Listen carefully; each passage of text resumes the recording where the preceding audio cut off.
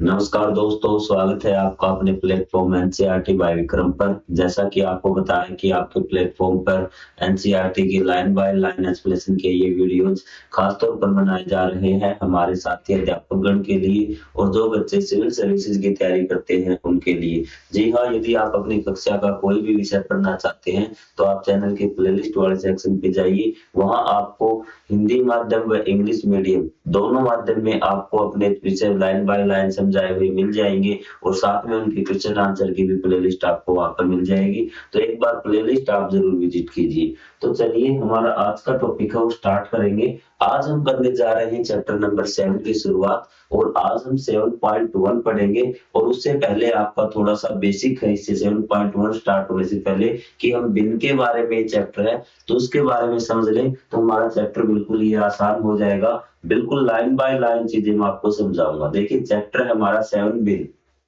ठीक है, किसी प्रकार का कोई डाउट हो तो आप कमेंट करके बता देना सर हमें ये चीज समझ में नहीं आई, ताकि से नेक्स्ट जो वीडियो आएगा उसमें उस प्रॉब्लम का सॉल्यूशन मैं आपको करवा दूं। लेकिन मैं ये आपको कहना चाहूंगा, मैं 100% कोशिश करूंगा कि आपको कोई भी वीडियो दोबारा न देखना पड़े, एक बार में ही आपकी सारी चीजें क्लियर हो जाए। तो चलिए शुरुआत करते हैं।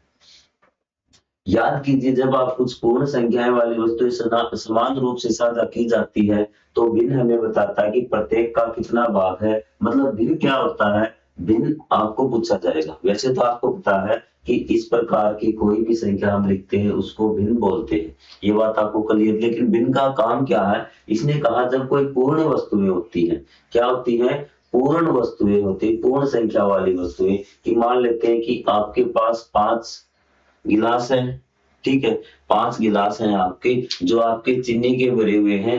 तो आपको उनमें समान रूप से साझा की जाती, बराबर बराबर किसी को बांटना होता है ना, तो हम भिन्न का उपयोग करते हैं। मान लो 6 में बांटना है तो 5 को हम 6 में बांट देते हैं। मतलब ये आपकी पूर्ण वस्तु होती है। और जो नीचे आपका लिखा होता है वो होता है कि वस्तु के कितने हिस्से किए गए हैं और वस्तुएं कितनी है हमारे पास।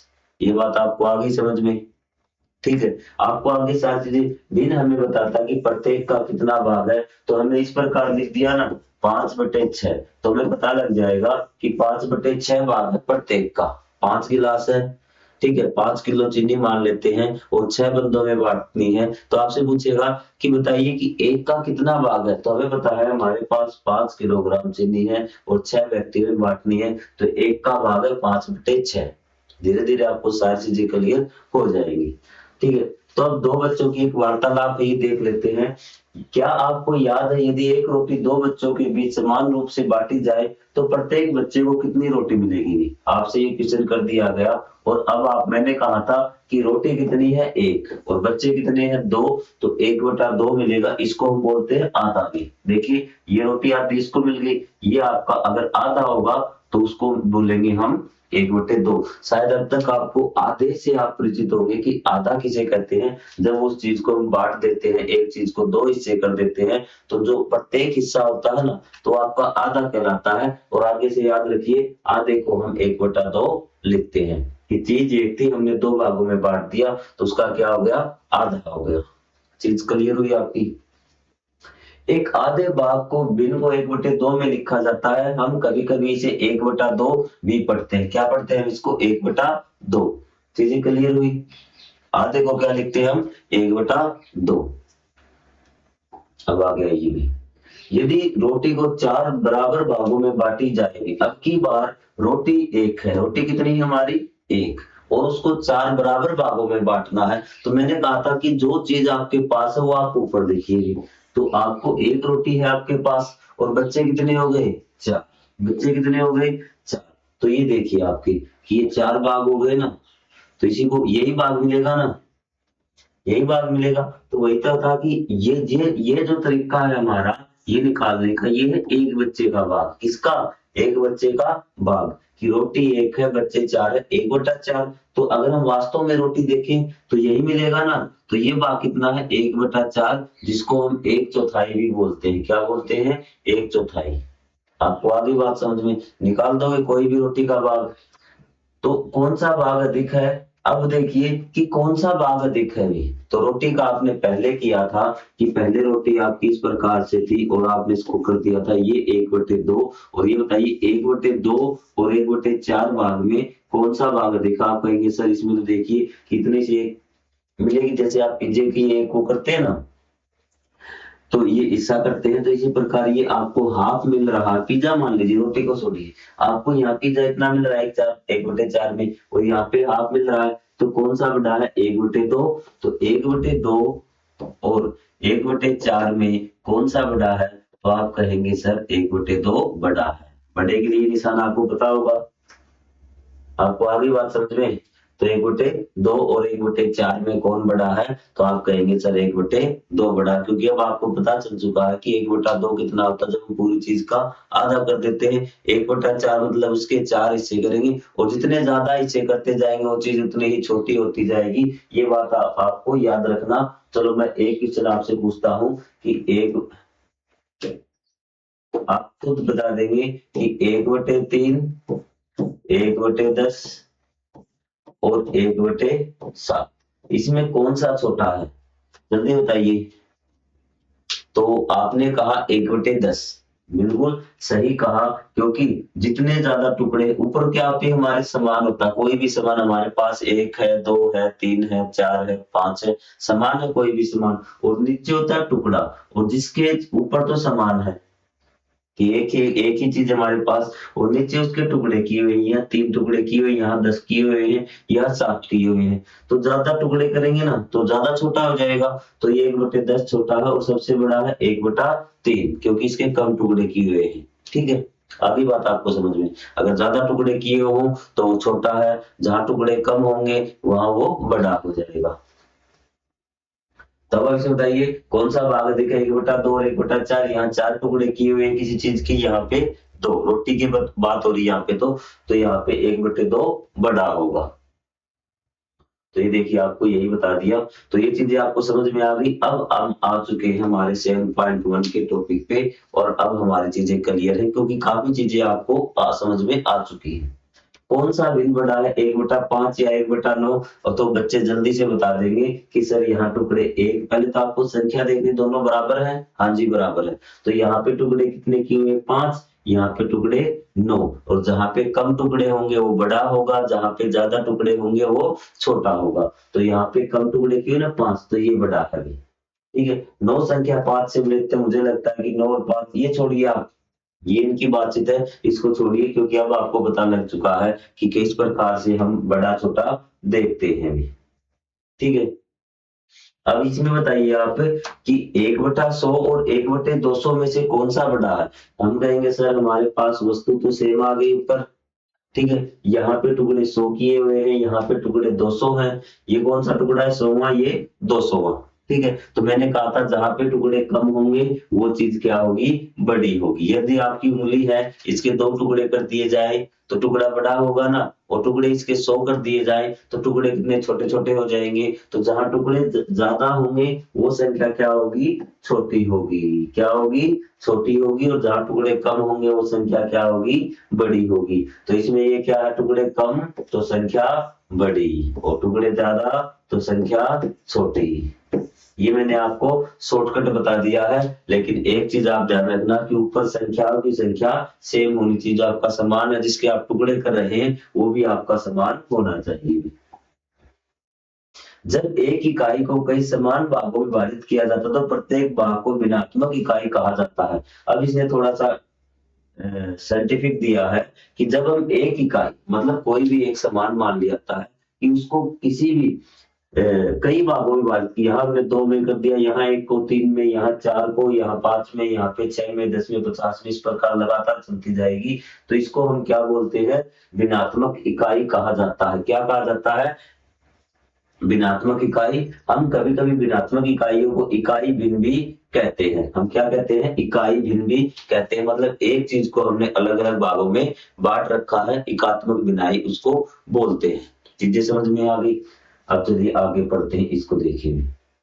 अब आप खुद पूरा करेंगे, देखना मैंने आपको समझा दिया, अब आप बताएंगे, ठीक है। 3 अमरूदों का भार 1 किलोग्राम है, यदि वे समान आकार के तो प्रत्येक अमरूद का लगभग भार कितना होगा अभी, ठीक है। ये कहता है कि अमरूद क्या है, भार 1 किलोग्राम है, 3 अमरूद है और भार कितना है 1 किलोग्राम, तो हमारे पास कितना आ गया 1 किलोग्राम अमरूद हमारे पास। अमरूद कितने हैं 3 भागों में बांटना है तो 1/3 किलोग्राम होगा। कितना होगा 1/3 किलोग्राम, क्योंकि तीनों बराबर बराबर बता दिए कि ये आ गया ना आपको 1 किलो हमारे पास, और अमरूद कितने हैं 3, तो प्रत्येक अमरूद का भार होगा 1/3 किलोग्राम। तो यहाँ पे देखिए एक थोक व्यापारी ने 1 किलोग्राम चावल को, 1 किलोग्राम चावल कितने हैं 1 किलोग्राम, और पैकेट कितने बनाने हैं 4, मतलब 4 हिस्सों में बांटना है, तो यहाँ पे 1 किलोग्राम हमने लिख लिया और बटे में 4 पैकेट उसके बनाने हैं, तो प्रत्येक पैकेट का भाग कितना होगा 1/4 किलोग्राम। आपको बता दें जितना सामान आपके पास है और जितने भागों में बांटना है वो लिख दीजिए, बस नीचे क्या आएगा भाग, कितने भाग आपको करने हैं, बराबर बराबर, छोटे बड़े नहीं, बराबर बराबर। इसने कहा 1 किलोग्राम था, 4 भाग करने हैं बराबर बराबर, तो हमने 4 से कर दिया। इसने कहा 1 किलोग्राम अमरूद थे, 3 भाग करने बराबर बराबर, तो हमने 3 से डिवाइड कर दिया। अब आगे देखिए,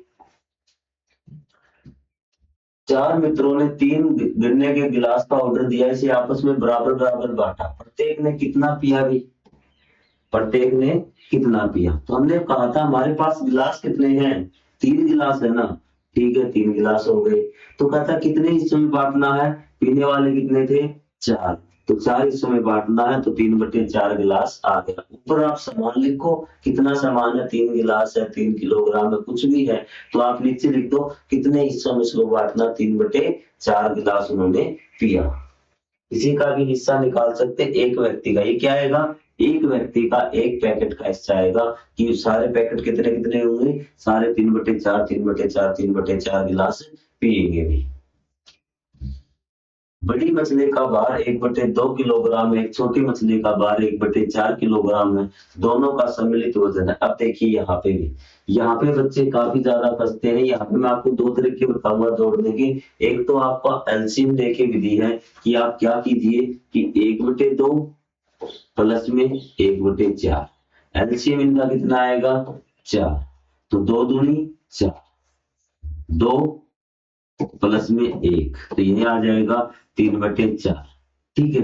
तो एक तरीका ये है आपका, और एक तरीका है कि आप इनके टुकड़ों को बराबर कर लीजिए, क्या कर लीजिए टुकड़ों को बराबर कर लीजिए, कि आपका जो नीचे संख्या दी हुई थी ना उसको बोलते हैं, वैसे तो हर बोलते हैं, लेकिन वो आपको जो छोटा जोड़ है अभी तक आपको जो आएगा उसका मैं आपको बताता हूँ। आपको क्या करना है कि यहाँ बता देता हूँ, 1/2 है, लेकिन यहाँ 1/4 है, तो इसको भी हमें 1/4, क्योंकि इसको हम घटाने को छोड़िए, आप गुणा करके बराबर कीजिए नीचे, तो इसको क्या करेंगे हम 2 से गुणा करेंगे 4 बनाने के लिए, और यहाँ नीचे 2 से गुणा किया तो ऊपर वाले को भी 2 से गुणा करनी पड़ेगी। ये मेथड आपके आगे आएगा, इसलिए आपको मैं इस मेथड से करवा रहा हूँ। तो ये क्या हो गया 2/4, ठीक है।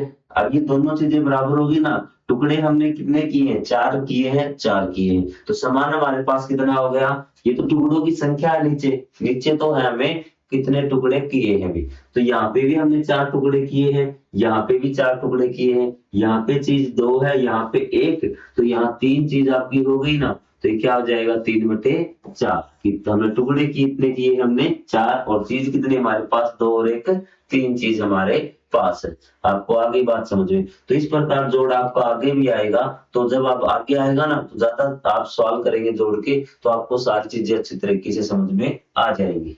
तो चलिए, तो ये आपका कुछ दिया हुआ है, यदि आप बिल्कुल लाइन बाय लाइन एक्सप्लेनेशन है तो देखिए भी, जो आपका भिन्न का प्रयोग है नामकरण भारत में प्राचीन काल से होता आ रहा है। इसने कहा कि भिन्न का जो नामकरण है ना वो हमारा प्राचीन काल से ही होता आ रहा है अभी हमेशा से, कि आज ही नहीं, कि बहुत पुराने समय से हम भिन्न का प्रयोग करते आ रहे हैं। तो इसमें देखिए आपको कि अतीत में जो आपका ऋग्वेद है सबसे पुराना वेद है, उसमें 3/4 को क्या कहा गया है त्रिपद। कई बार 1 नंबर से पूछ लेता है कि 3/4 क्या होता है त्रिपद भी। ठीक है। आज कई भारतीय भाषाओं में 3/4 प्रयुक्त शब्दों का प्रयोग, जैसे हिंदी में बोलचाल की भाषा में क्या बोलते हैं, 3 पाव। 3/4 को क्या बोलते हैं, 3 पाव। तमिल में बोला जाता है इसको मुकार। ठीक है। वास्तव में भिन्न के लिए जो शब्द हम आज उनके लिए एक भारतीय भाषा में प्रयोग करते हैं, प्राचीन समय से ही प्रचलित है। इसने कहा बहुत पुराने समय से ही भारतीय भिन्नों के बारे में जानते थे। जैसे आपका 3/4 है ना, तो इसमें को क्या कहा जाता था, ऋग्वेद में 3/4 को त्रिपद कहा जाता था। आपके यहाँ 3/4 को क्या कहा जाता है, उसको 3 पाव। अगर आपके पेरेंट्स हैं उनको 3 पाव पता है, शायद वो 3/4 से परिचित न हो। तो मतलब 3/4 का मतलब क्या होता है आपको मैं बताता हूँ भाई। आप पेरेंट्स से बात करना कि कोई चीज है, ठीक है, उसके कितने हिस्से किए गए हैं, 4 हिस्से किए गए हैं, और उसमें से 3 हिस्सों की बात हो रही है। क्या है, 3 हिस्सों की बात हो रही है। क्या हो रही है, 3 हिस्सों की बात हो रही है। आपको आगे सब बात समझ में कि 3 हिस्सों की बात हो रही है। जैसे आपका 1 किलो क्या है, आपका घी है भी, तो उसके 4 हिस्से कर दिए आपने। 250 ग्राम के कितने हो गए, 250 250 ग्राम के 4 हिस्से कर दिए आपने, कितने कर दिए, 4। तो ये क्या हो गया आपका, तो आप 3/4 इसके निकालेंगे ना, तो 3 हिस्से लीजिए भी। ये आ गया आपका 750 ग्राम। क्या आ गया, 750 ग्राम। इसी को आप 3 पाव भी बोलते हैं। आपके घर वाले घी वगैरह लेते हैं, दूध वगैरह लेते हैं, तो 3 पाव इसको बोलते हैं। आप घर वालों से पूछना कि 3 पाव में कितना घी आता, कितने ग्राम आता, वो आपको बता देंगे। आप दिए गए भिन्न शब्दों को बड़े से छोटे क्रम में कीजिए और खाली बॉक्स में एक और आधा इस प्रकार से आपको लिखना है इन चीजों को। तो सबसे पहले देखिए भी, छोटे से बड़े क्रम में, सबसे छोटा क्रम में, सबसे छोटा क्रम। तो सबसे छोटा आपका आ गया 1/4 में। क्या है, 1/4, 1/4 इसको बोल सकते हैं।